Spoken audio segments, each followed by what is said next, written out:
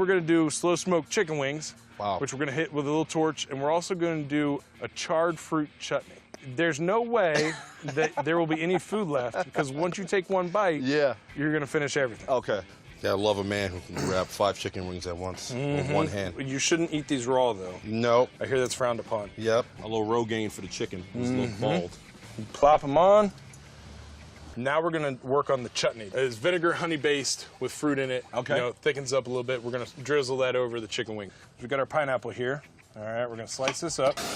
And what's great is this brings out some of the sugars. And this is for the chutney now. This is for the chutney. But we want a little bit of the peach in there. I'll let you do the honors. Yeah, look at that.